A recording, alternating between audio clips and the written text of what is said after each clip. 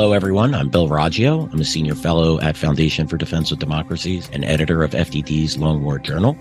This is Generation Jihad, the podcast that covers all things in what used to be known as the global war on terror, but we now call the Long War.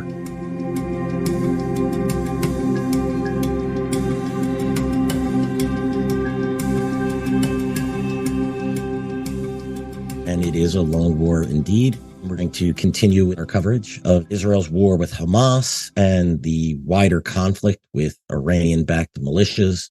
Today, we have our friend and colleague, Behnam Ben Taleblu. He's a senior fellow at Foundation for Defense of Democracies, where he focuses on Iranian security and political issues. And of course, Joe Truzman. He's a research analyst at FDD's Long War Journal. Proud to call both Behnam and Joe my friends, as well as colleagues. Behnam, Joe, welcome to Generation Jihad. Thank you so much. Always a pleasure. Hey, Bill. All right, let's get into it. Hopefully everyone had a great Thanksgiving weekend. God, it's hard to tune out these things. I tried to take a break, but there's just so much going on. Joe, let's get us caught up. There is a ceasefire between Israel and Hamas at the moment for a hostage exchange.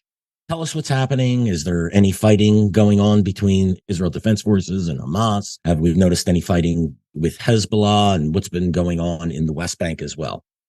Right. So yes, just like you were saying, there's a ceasefire right now. And just looking at the news just a little while ago, appears that it's been extended for 2 more days. And in turn, Hamas is going to release more hostages that they abducted from southern Israel on October 7th. And which is, obviously good news for Israel. And at the same time, it's actually good news for Hamas because they can, during this time, they can regroup, right? And also they're getting back prisoners, right? Yeah, that of prisoners course, held yes. by Israel who were actual terrorists. Yeah, it's really important to note. I'm glad you brought it up. Israel's releasing, not just releasing, just people, innocent people, releasing terrorists for babies and women and people that have and elderly people. So these hostages, right? So. It's a sad situation, but this is how things work, unfortunately, in these circumstances. So, but anyway, so as far as fighting is going on, there hasn't been really fighting. There's been some unverified, scattered reports of a little bit of fighting in Gaza, but I don't think it's anything significant. There hasn't been any airstrikes or anything like that by the Israelis, so that's good. So it seems like the ceasefire is holding right now. It'll be extended 2 days. But other areas, other fronts, like in the north with Hezbollah, there have been, at the very beginning, when the ceasefire started, there was some activity, but it ceased. And so far it's been calm, so which is good. Other areas, and we'll definitely talk more about this after, but like southern Israel, for example, there have been at least in the beginning, when the ceasefire started, there have been reports of let's say either drones or I think it actually was the Israelis said it was a cruise missile that was fired at a lot. So the Houthis continued at least at that point to fire on Israel. So and I think they're going to continue their activities, not as much as when the fighting was. When there was fighting between Israel and Hamas, but I think they're going to still continue operations, and we'll definitely talk more about that later. So yeah, that's really it. As far as the West Bank is concerned, West Bank is still the West Bank. It hasn't. There's no change there. Okay, there's still violence there. There's Israeli operations against terrorist groups, and especially in the northern Gaza Strip and Jenin, Nablus. Those areas, that hasn't stopped. Okay, so I would not connect the West Bank to what's happening in Gaza. I think the Israelis see these 2 areas as being disconnected, basically, right? So I think this is important to note. So, but yeah, so that's basically what's been happening up till now. And one quick follow-up question, Joe: does Hamas consider these to be separate theaters? No. They definitely want to connect them. I mean, they say it in statements all the time. Not only Hamas, but all the Palestinian armed organizations. They see it as one entity, basically, the West Bank and Gaza. Okay, so they try to connect it all the time, but with, like I said, with their statements or with kinetic action. And, a lot of times things that happen in the West Bank, acts of terrorism, are orchestrated from Gaza. So that's important to know. And not only Gaza, sometimes from Turkey too, but that's definitely a whole different subject. So, but yeah, they definitely, at least Hamas and other Palestinian armed organizations, consider the West Bank and Gaza to be unified. And yet, Hamas isn't considering Israeli raids and clashes in the West Bank to be a violation of the ceasefire. Is that correct? Yeah, I don't think it was even from what I've read, I don't think it was even a part of the deal, right? So the ceasefire agreement. So yeah, and I don't think the Israelis would stop anyway. They would never agree to something like that. So I'd be very surprised, at least, if they did. So, but no, they don't see any, at least for now, any operations in the military operations in the West Bank as like a ceasefire violation. So I think it's the Israelis have successfully separated Gaza and the West Bank as far as the ceasefire is concerned. All right, so we're going to take a look at the bigger picture, particularly the Iranian-backed militias. There's a lot that's happened, Behnam, since you've been on, and we're going to take this in chronological order. Even though the most recent event, the apparently a ballistic missile attack on a U.S. destroyer operating in, I believe it was the Gulf of Aden. We'll cover that last, even though to me it is the most interest, and we'll just take this in order. So we've had an attacks against U.S. forces in Iraq, which the U.S. responded to. That was last week. Then the Houthis issued a threat last week to target shipping. And then there was a hijacking. Then we had an Iranian drone attack on an Israeli ship. That was over the weekend. And then the hijacking of another ship, which it's questionable as to who conducted the hijacking, and then immediately responded by a ballistic missile attack on a U.S. warship. Let's start with the attacks on the U.S. bases in Iraq and the U.S. response. Behnam, break that down for us and tell us what this all means. Sure. Well, listen, this is a lot more of the same, but turning up the volume and turning up the pressure on a lot more of the same. In 2019, twice, there were two batches of stories, one in the late summer, early fall, and one around midwinter period, talking about Iran moving short-range ballistic missiles into northwestern and western Iraq. There were a couple of figures given, there were a couple estimates as to the type of munitions given, but short-range ballistic missiles were kind of used as an offhand, catch-all for what Iran was moving there. Why this is important is because this wasn't, a transfer to the state in Iraq. This was basically proliferation to Iran's robust proxy network in that country, putting some of these weapons and capabilities in storage.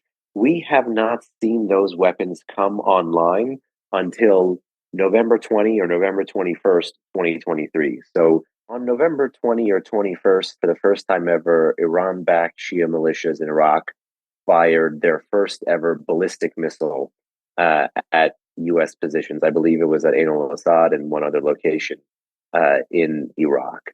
This is a game changer. This is a lot, even though it may look like a lot more of the same, meaning more indirect fire attacks on U.S. positions. It's a game changer or an escalation, you could say, because of the weapon. Some of the most fast flying weapons in Iran's arsenal.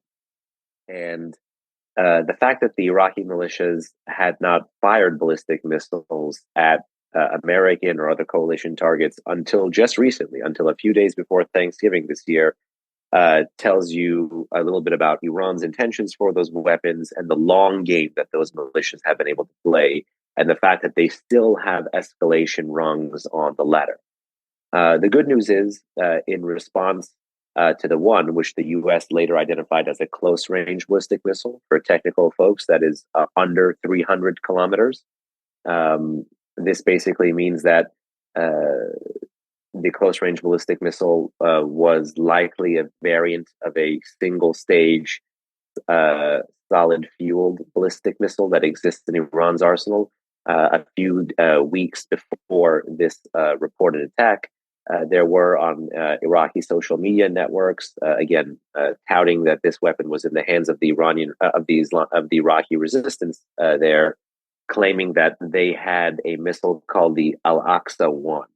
And the Al-Aqsa 1, the pictures of it look like a copy of that single-stage solid-fueled close-range ballistic missile called the FATH, the FATH, which sometimes when it was revealed in the 2020-2021 period, looked like a much shorter, smaller, single-stage solid-fuel short-range ballistic missile called the Fateh 110.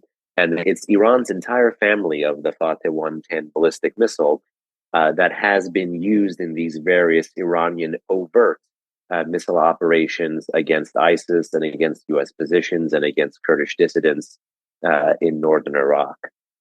Variants of those include the Fateh 313 and the Zulfiqar, and so on and so forth. But this weapon that the Iraqis fired, again, is most likely a carbon copy of the FATH or the BM-120 close-range ballistic missile, very closely related to the Fateh 110 ballistic missile. And this is among the most precise of the Iranian ballistic missiles in their closer and short-range arsenal. And precision there is defined as, the distance that they would say, whether that's 10 meters or 15 meters or 5 meters, more than half of the strikes falling within 10 meters, 5 meters, or 15 meters of a given target. All of this is to say that it's a capability that Iran transferred to its proxies, was able to keep in reserve, and was able to give the green light allegedly for this firing. Fortunately, the U.S. did respond, and the U.S. responded in two locations on the 21st using an AC-130 gunship, which fortunately did happen to be on patrol in the area.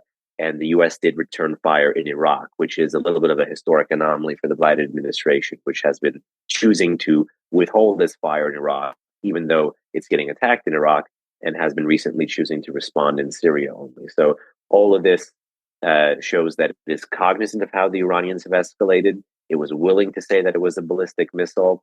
But again, these pinprick strikes, even if it does lead to several militia deaths, are not going to be enough to deplete the militias of the stores of these weapons or erode their resolve to continue firing them at U.S. positions. And indeed, when we returned fire on November 21st, the militias allegedly struck back 3 or 4 times on Thanksgiving between the 23rd and 24th. That leaves the number of Iran-backed militia attacks against us in Iraq and Syria in the upwards of 70 plus since October 17th.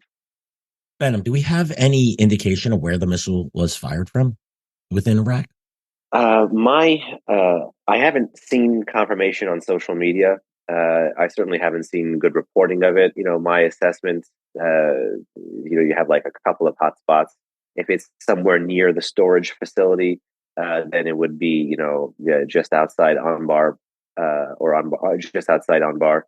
The problem with this is that when it was showcased on social media in early November, it was rail launched. So this is something you could mount and move and have a transporter, erector launcher kind of fire and forget.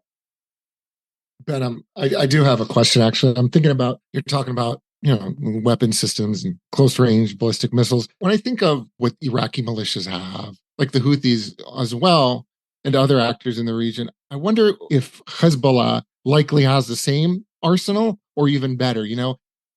I start thinking about, I wonder who Iran supplies the most, or who Iran gives the better weapons to, I guess you could say. Would it be Hezbollah? Would it be the Iraqi militias, or maybe they use the Houthis as a, kind of like a testing ground of sorts?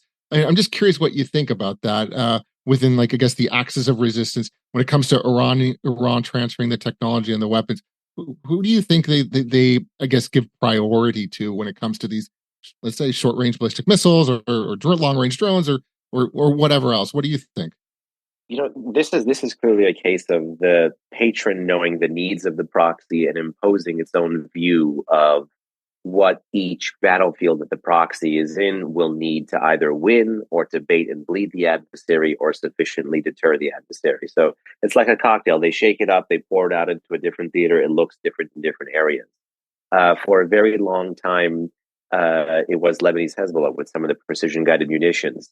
As early as 2012 to 2014, you had hardline Iranian press saying that the Fateh 110, this single-stage, short-range precision strike ballistic missile, which could be rail launched and could be launched within moments notice, because it's a solid fuel system and has a range of 250 to 300 kilometers and a circular error probable of about 10 meters, so which is among the more accurate of Iran's ballistic missiles.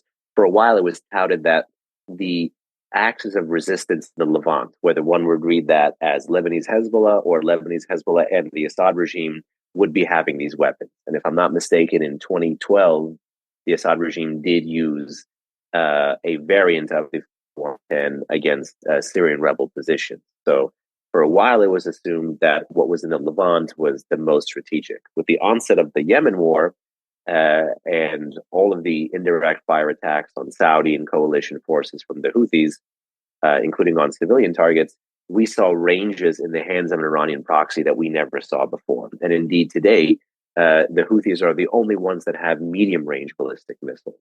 They used to be the only ones with also land attack cruise missiles, but just recently, the same social media networks that advertised the Al-Aqsa 1, that close-range ballistic missile in the hands of the Iraqis, also showed a land attack cruise missile on a launcher as well. It was not fired. There is still no evidence of the Iraqis using a cruise missile against the Americans or against the Israelis or against the coalition, but it was bragged as a missile being in their capabilities. And then, of course, there's the Shia militia and Houthi variants of the Shahed drone, of the Shahed 136, which earlier this year, even Iranian reports finally came out with their estimation of the range of the Shahed 136, which puts out many of our open source estimates of the range of the Shahed 136 to shame. The Iranians say it has 2,500 kilometer range, which means that you could fire the Wa'id, which is the Houthi variant of the Shahed 136, from Yemen at Eilat and easily make that distance. And indeed, I do believe that is what is being fired and intercepted from the Houthis towards Israel as late as last week. So a different capability in the hand of a different militia, given the different needs of each battlefield. And the trend line I would tell you for all of these is that a capability that is seen in Iran is not going to remain in Iran. The old line with the proxies was that it was quantity has a quality of its own.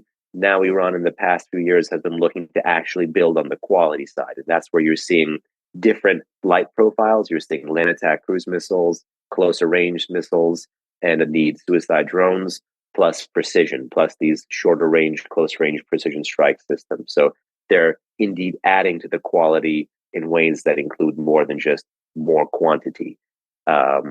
And there are some places that you mentioned, like Yemen, which are a testing ground. We've seen that really be the only theater for ballistic missiles to come from the proxy to the patron.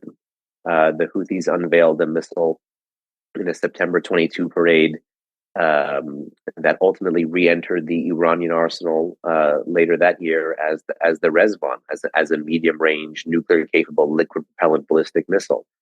So sometimes, indeed, there are ways that the Houthis will use systems that lead the Iranians to saying, okay, this works, or this is worth scaling up, or this is worth mass producing. And unfortunately, Iran has a very robust social science experiment going on with how to fight urban or asymmetric wars using these weapons across the whole Middle East, which we're seeing today. That's an interesting point you bring up, as far as the needs for the militia. Like, it makes more sense that the Houthis would have ballistic or cruise missiles able to target shipping, since they have far better access to the sea than, say, Iraqi militias may. That doesn't mean Iraqi militias couldn't use them. But one quick question before we are going to turn to the Houthis next. A lot of interesting developments on that front over the last week plus, but any indication as to which militia fired these close range ballistic missiles at the Ain al-Assad airbase? The ones that allegedly took responsibility is that larger umbrella front, that Islamic resistance of Iraq. And in terms of fatalities, it was Kataib Hezbollah which took fatalities. So this is really one of the revolving shell game of the AKA. I mean, it probably was one of the big four: Kataib Hezbollah, Asaybat al-Haq, Kataib Sayyid Shuhada, or Harakat Hezbollah Nujaba. There was an allegation, I think it's been clearly disproven, but on foreign language social media, that when the U.S. did return fire, that it returned fire against Harakat Hezbollah Nujaba, and for a while there were concerns about, or there were questions as to where is Akram al-Kabi, was he killed in one of these strikes? If only we were that lucky. Yeah, I remember tracking that guy back in when the U.S. was trying to get him in 2007, in Baghdad. Joe, and then we'll turn to the Houthi. I know I promised, but you had posted an infographic. I believe it was released by Hezbollah brigades, where they were claiming they launched 75 attacks against U.S. forces? Yeah, in Iraq and Syria. Right. Yeah. So yeah. is that attributed? Was Hezbollah claiming those attacks for themselves, or were they saying the Islamic resistance in Iraq is responsible for that many attacks? Yeah, it was more the Islamic resistance in Iraq. In hindsight, I think I could have been put a little bit more detail into it. But the interesting part about it, I mean, the reason why I even posted it is because obviously we know about the attacks against U.S. troops in Iraq and Syria, but they also claimed 3 attacks against, quote, occupied territories, which is Israel, right? So that was very interesting, but I don't know.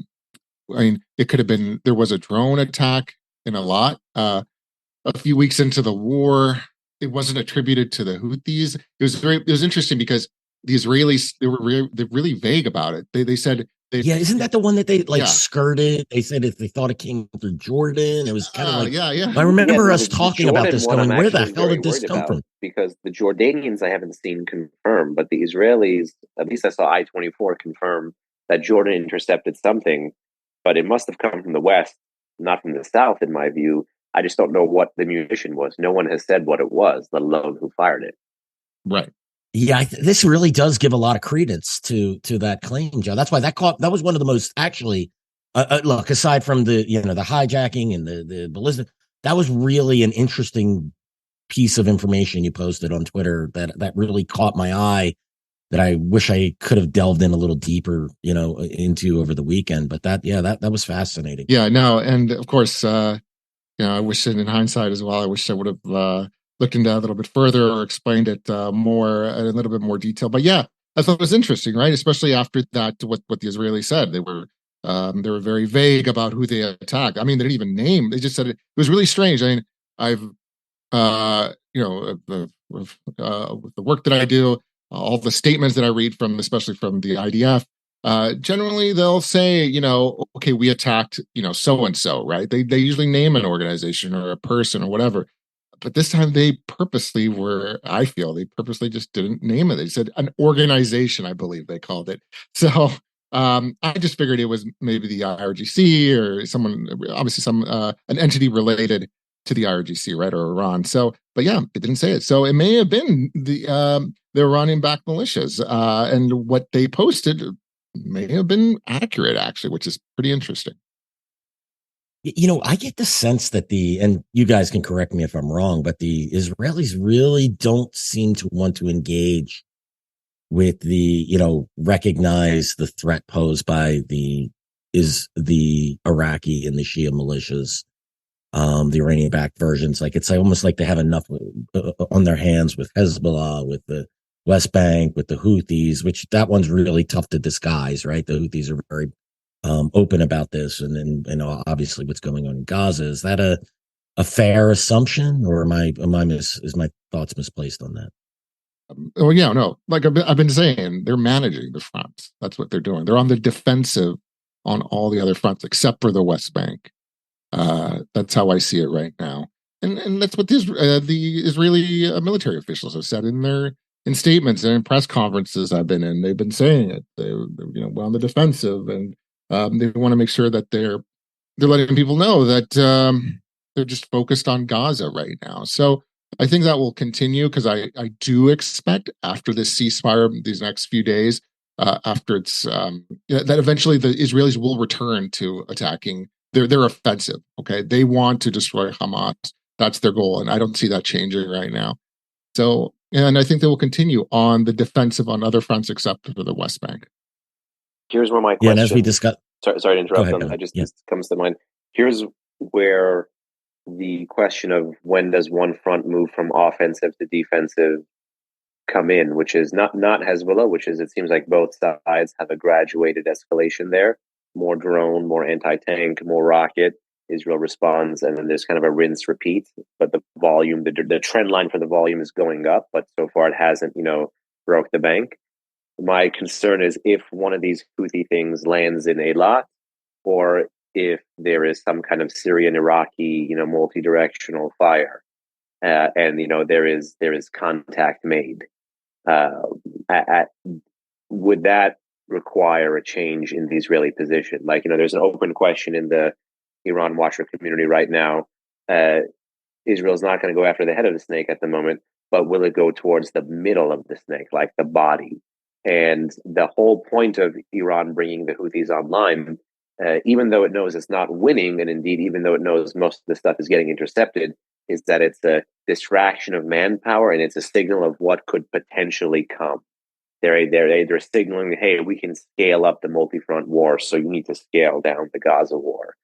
But does that mean that if one of these things ever lands, Israel will have to move from offensive or defensive? I'm just thinking out loud here, but I'm wondering, what is it going to take for a change on one of these non-bordering footings of the Syria, of the Iraq, and of the Houthi front? Yeah, and if the Israelis openly admit this was an attack by an Iraqi militia, I mean, the Israelis generally are going to respond. They don't like to let attacks go at least on an equal footing, right? The Israelis want to show they're going to respond, and I think this is a front they don't want to open right now.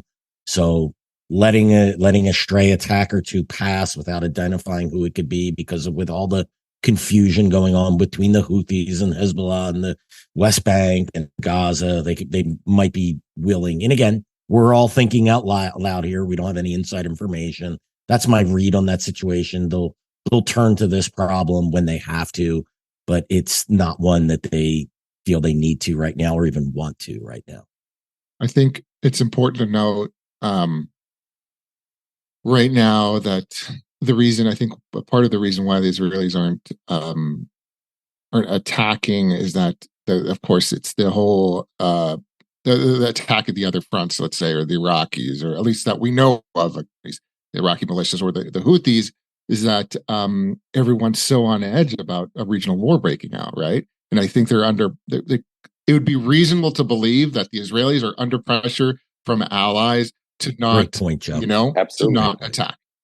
I mean, that's what everybody's been concerned about the last 50 days now. So I think that's why, because in past, I guess, attacks, let's say if it comes from Syria or somewhere else, especially if it's linked to Iranian-backed militias, Israel will react strongly. That's how they work. But they haven't now, and I think it's for the reasons that I just explained. Yeah, I couldn't agree with you more. I think that really you combine the reluctance to open a new front. It's opening a whole can of worms too. I know we talked about this. I use I still think people don't understand what the Iranians have done in Iraq. They've made Hezbollah on steroids, and these groups are still developing. They're still gaining weapon systems and experience, but they're battle hardened by 2 decades of war.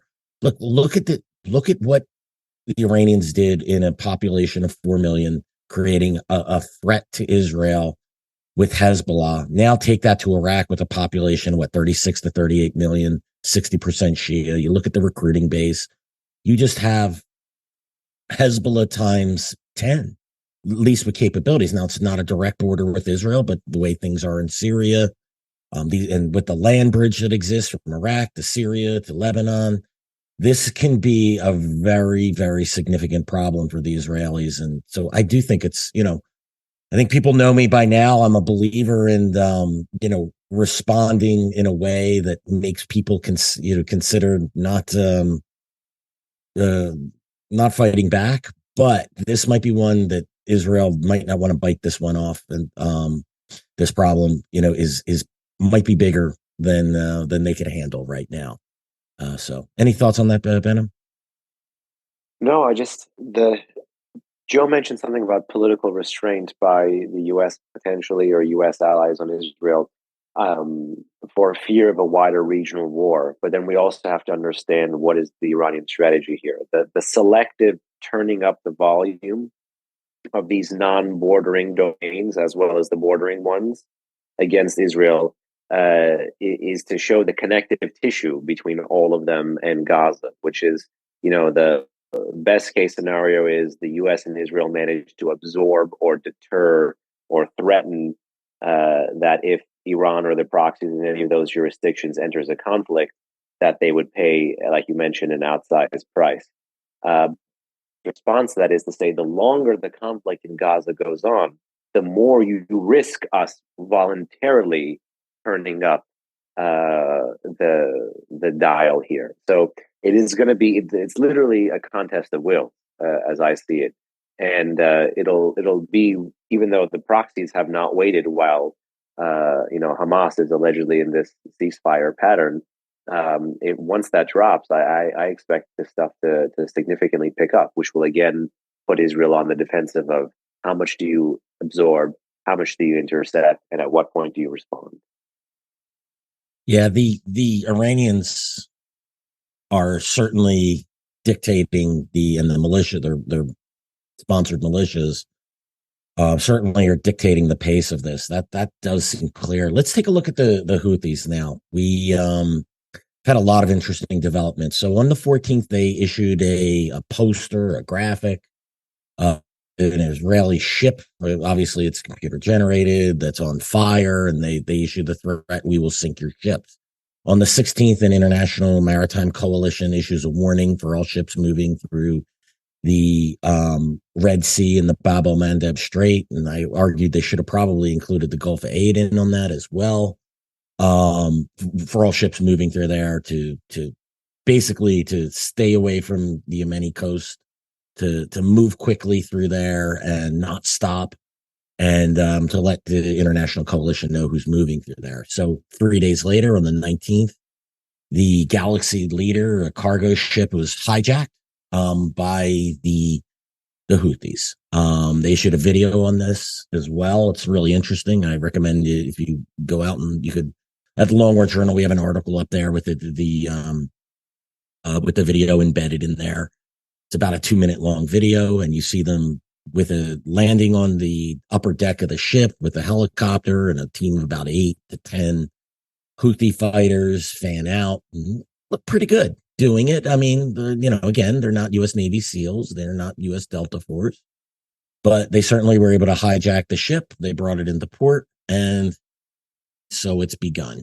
And then by November 25th, you had an Iranian drone attack on an Israeli ship in the Indian Sea. Tell us more about that. So there's a lot of attention paid to the Galaxy Leader hijacking, but Behnam, talk to us. The Iranian drone attack on an Israeli ship in the Indian Ocean. This really didn't get a lot of coverage, a lot of discussion. What happened here? Have the Israelis responded to this in any way? To the best of my knowledge, the Israelis have not responded, but this is actually something that far predates the October 7 terror attack by Hamas and the ensuing Israeli military operation here. This is part of what you might call that larger Israeli-Iranian shadow war, because it's worth noting that at the pace of one a year since the summer of 2021, so 3 times so far, summer 2021, November 2022, and November 2023, Iran has used a one-way Delta Wing attack drone, which we now know to be the Shahed 136. That's the same drone the Iranians have given the Russians for use against Ukraine, and are now also helping them domestically produce there under the name of the Geran 2. The Iranians use this to attack cargo ships that ultimately were owned or controlled by the Ofer family in Israel. There's two brothers. They have two different kind of shipping conglomerates, one tied to London, one tied to Singapore. The Iranians have been able to kind of search out these registries, kind of do their, for lack of a better word, due diligence as to who ultimately owns or controls or is the beneficiary of some of these, commercial vessels that are usually flagged under Liberia, or in this most recent case, it was a Maltese flagged vessel, and strike at those. And in the first instance in 2021, they killed two people. In every instance since then, there has been an impact of the drone, but fortunately, no fatalities and no major, injuries to the ship. Again, the Iranians have said that the max warhead weight of the 200 kilogram Shahed 136 is about 50 kilograms max. So do with that what you will with the speed of a drone like the 136. But again, this is part of the larger Israeli-Iranian Shadow War, and part of this other thing, which is Iran's willingness to engage in cross-domain escalation. They'll absorb an assassination attack and respond with a drone attack. They'll absorb a cyber attack and respond with a terror attack. They'll absorb a drone attack and respond with a ballistic missile attack. Often never against the jurisdiction that launched it, but almost always against an asset or an interest they perceive to believe to be tied to Israel, or they believe Israel values. You saw this with the March 2022 attack on the home of a Kurdish Iraqi magnate in Iraqi Kurdistan that the Iranians alleged was at some point a Mossad safe house. It could be, showing off to save face. But I actually am more inclined to believe that in general, these are moves that the Iranians are willing to engage in, plus terrorism, plus ring of fire from its proxy network, that they believe actually gives them a leg up against the conventionally superior adversary like the Israelis, who thus far have not engaged in an overt, direct attack against the Iranian mainland. There has been cyber, there has been sabotage, there has been assassination, but the Iranians believe this cocktail of cross-domain escalation is not only enough to deter the Israelis from such an overt, direct, kinetic attack on those key regime sites like military and nuclear, but also is a tool to adjudicate the day-to-day conflict of their war and their regional pushback against Israel. So this fits into the larger pattern. And indeed, if you go into 2021, before that first ever Shahed 136 attack on that vessel, which I believe was the Mercer Street, which again tied to the Ofer family, there were 4 separate instances of Iran-backed attacks against commercial targets that were all maritime, that again, Iran believed were some kind of an Israeli asset or some kind of an Israeli interest. So this is part of a larger established pattern of graduated escalation and cross-domain escalation that is what has allowed a regime that on paper, as weak as the Islamic Republic is, to continue to live to fight another day, to continue to fight these conflicts on a day-to-day fashion against armies like the IDF and the US Army. Yeah, it really is interesting to watch how Iranian strategy plays out. It's, as you know, they may be conventionally inferior, yet I think the Iranians really excel at the asymmetrical warfare. Joe, you track what's going on inside of Israel, the conversations. Has this even hit the radar? I mean, with the hostage exchange and the ceasefire, is there even any acknowledgement that an Israeli cargo ship was attacked by the Iranians and there's been no response? Yeah, I mean, there has been, but with the war going on, it's been just kind of like we've talked about before, it's been overshadowed, right? So I think people understand that Israel's in a multi-front war. So it's, again, managing these fronts, right? So we got to concentrate on Gaza. But I do want to bring up two things, and one's actually a question for Behnam. But the first one regarding this is, of course, regarding the Houthis. Right at the beginning of the ceasefire, there was an attack, or I can't remember if it was the attack on Eilat or maybe it was against like one of the maritime vessels. Anyway, the Houthis said that they would that it was due to, they made a statement, they published a statement claiming, acknowledging they were responsible for the attack, and then they said, it was interestingly, they said, as they have in the past, and as they have during when the conflict started on October 7th, they said that they were doing it before, and I'm paraphrasing here, because for what was happening in Gaza, but they also added what was happening in the West Bank, the Israeli operations in the West Bank. That's why they were doing it. And that's the first time they were doing it. And the way I saw it was that the Houthis were just leaving the door open, that they will resume, that they were saying, or they were hinting that that they will, even though there's a ceasefire between Israel and Gaza, that they can continue attacks, right, during the ceasefire, because any Israeli observer, or rather observer of this conflict, knows that Israel was going to continue its operations unhindered in the West Bank against Palestinian terrorist organizations. So there was a hint there that the Houthis would continue attacks. I thought it was going to be more the drones, the ballistic missiles and whatnot, but it seems that it's more the maritime thing, right? And this is what brings me to my question, and this for Behnam.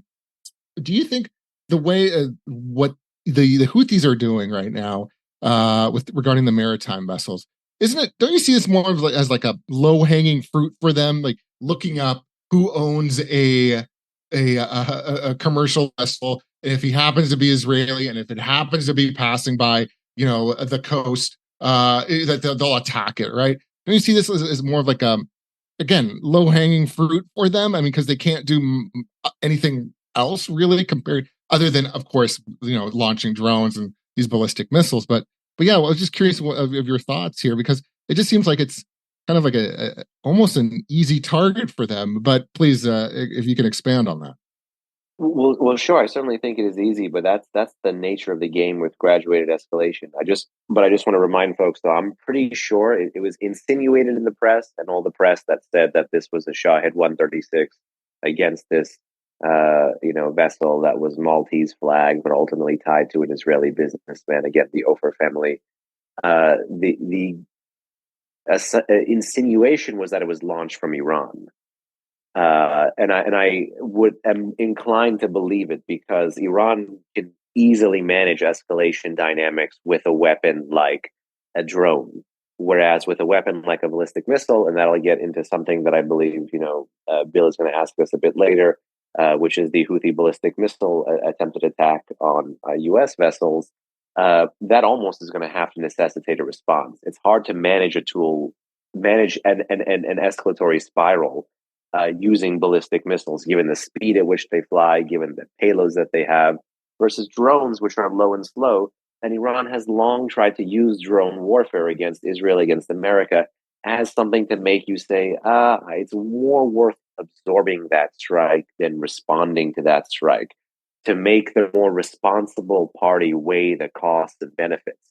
But indeed, that's the way it goes with graduated escalation. Even though they are going for something that may appear to look like low-hanging fruit, the fact that they strike it with something which is, I don't want to say deniable, but not seen as lethal as some of these most damning weapons in their arsenal, that is also designed to play into the adversary's response calculus, to say, I may need to respond for deterrence purposes, but it's politically more advantageous for me, and perhaps even financially more advantageous for me to absorb rather than to match or escalate. And I think that gets into the Iranian willingness to play the shadow war with so many in the region. But what we're seeing is very much a continuation of that shadow war. Some places that can afford to be more like the Houthis in Yemen, they're turning on so much more of their fire overtly. And Iran is, again, just like this chef in a very big kitchen, like a restaurant-grade kitchen, moving different pans which have different levels of sauces boiling and cooking on different burners that are operating at different heat levels. All right, Behnam, that's a great segue for the final topic here. Yesterday's attempted hijacking and the Houthis firing ballistic. So I'll quickly lay that out and then tell us what you think happened here, Behnam. Or really, I'm really surprised.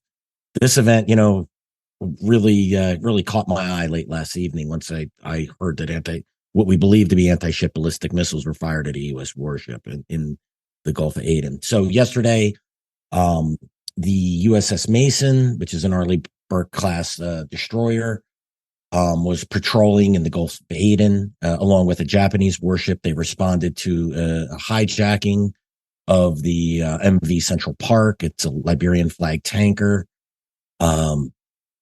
The crew, they barricaded themselves after the ship was boarded. The Mason and the Japanese warship closed in. They they told the pirates to surrender. They got off the ship and they were captured.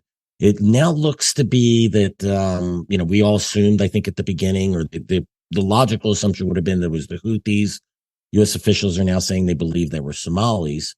But shortly after this, two ballistic missiles were fired at the Mason and the Japanese warship, and they landed about 10 miles, is what the what U.S. Central Command stated in their press release. I got to admit, I was really shocked. I didn't realize the Houthis had this capability. And Behnam, you correctly informed me last evening that, yes, they indeed paraded these missiles. I believe it was last September of 2022. That would be, so the previous September. You had noted, Behnam, that this is like that gradual escalation by the Iranians, because let's face it, the Houthis don't fire, in my estimation, an asset like that without some type of approval and possibly technical support from the Iranians. So what are the implications of this, Behnam? And tell us a little bit more about the capacity for these to use such a technology. Well, to zoom out and look at their patron, the Iranians have several classes of anti-ship systems. Some of their oldest are anti-ship crews that they got from the Chinese in the Iran-Iraq War and the later end of that in the 1990s. Several other classes that they got reverse engineered and they brought into their arsenal. They have I believe the C-704, but most importantly, the C-801 or the C-802.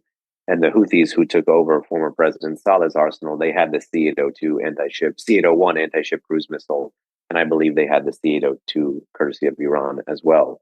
I believe Lebanese Hezbollah had fired a C-802 in 2006 at the INS Hanit during that war, and that was courtesy of Iran. And I believe in 2016, the Mason, which was again featured here alongside the coast of Yemen, was subject to anti-ship cruise missile fire.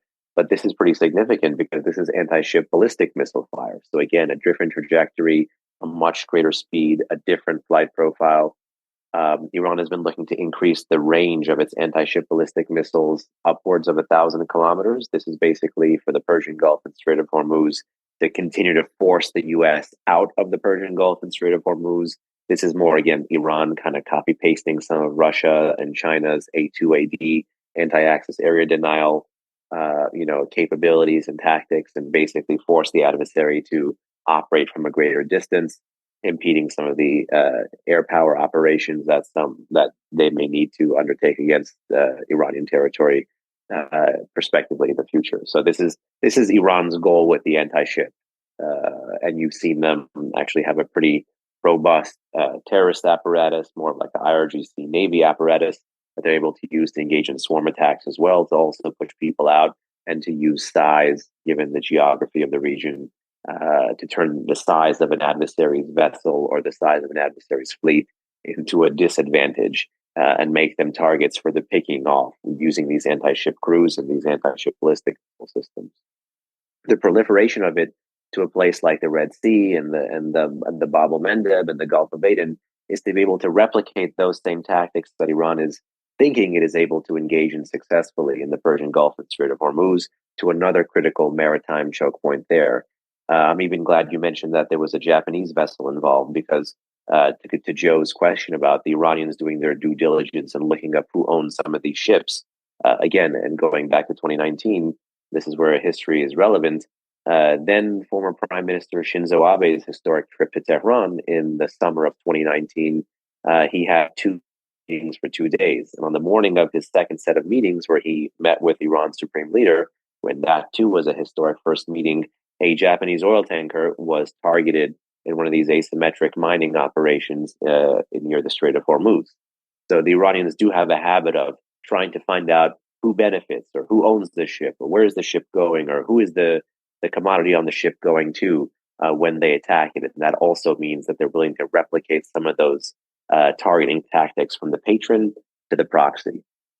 In terms of this exact capability, it means that the international maritime security construct, a lot of the anti kind of arms trafficking and counter piracy constructs that exist for those three bodies of water that we just discussed, are going to have to, again, be much more cautious when it comes to patrolling those areas.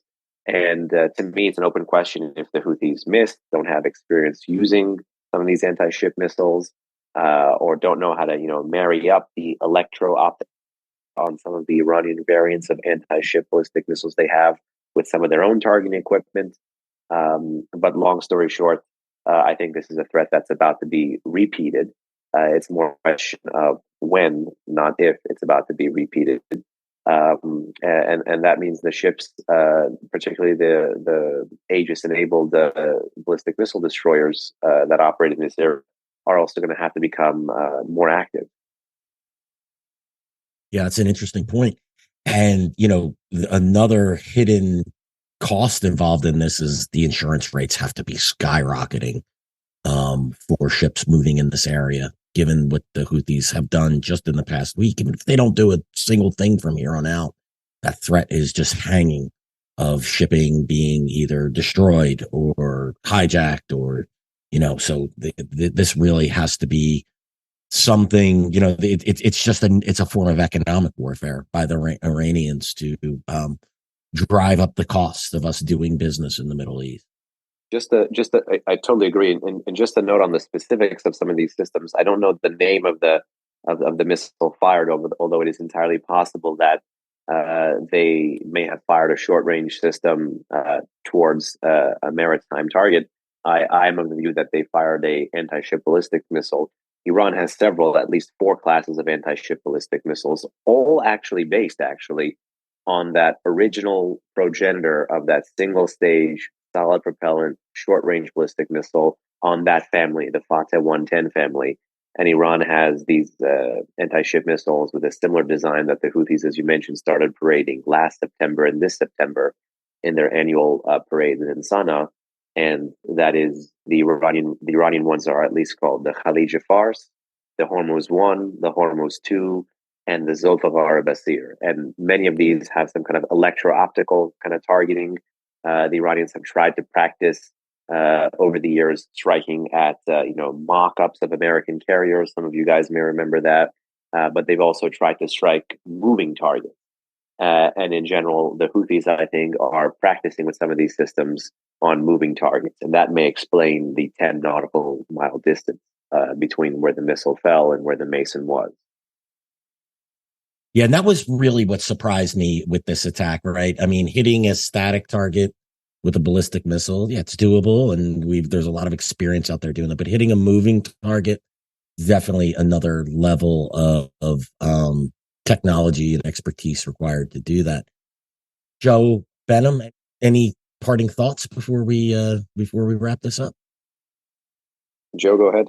Oh yeah, no, I'm just saying I'm all set. I think I'm wondering, just very quick, just because Bill just brought it up, because the whole 10 missing by 10 nautical miles. I'm curious. I wonder if a part of me is like, I wonder if they were they did it on purpose to be as a warning. I don't know. I'm trying to think, why would they miss? 10 miles. Maybe 10 miles is not a lot when it comes to this subject, but I don't know. I'm just trying to wrap my head around how they could miss by that much, and maybe it was a warning. I don't know, but I don't know. Just wanted to bring that up. Yeah, it certainly could be. I mean, even the rate of the medium range ballistic missile and suicide drone fire from the Houthis against Israel, where again we know they're going towards a lot. We know they're going towards a stationary, largely civilian target there. Whether they strike or not, it's a signal, and it's a signal, I think, of more to come. And this is I think the threading of all of these disparate kind of sets of attacks that we've talked about by the axis of resistance, whether it be from Iraq, Syria, Lebanon, the West Bank, Iran itself, and now ending with the Houthis in Yemen. This is Iran saying, truce or no truce, ceasefire or no ceasefire, I am going to continue to improve the capabilities, the long-range strike capabilities of this axis. I'm going to continue to gradually turn up the fire on Israel, America, and the coalition in this region, and increasingly use every single battlefield that I have a proxy as yet another testing ground for yet another capability. So again, this is really a movie we're watching here. These are not snapshots of a conflict. This is a story of change over time, and we just sat down to the beginning. Behnam, Joe, thanks again for your insights. Look forward to having you back on soon. Y'all have a great week. Thanks again, everyone, for joining us for today's episode of Generation Jihad. Just a reminder, you can find us on YouTube, Apple, Spotify, and anywhere else you can listen to podcasts. Make sure you subscribe and leave us a review, preferably a positive one, but only if we earned it. Thanks again, and we'll see you all again real soon.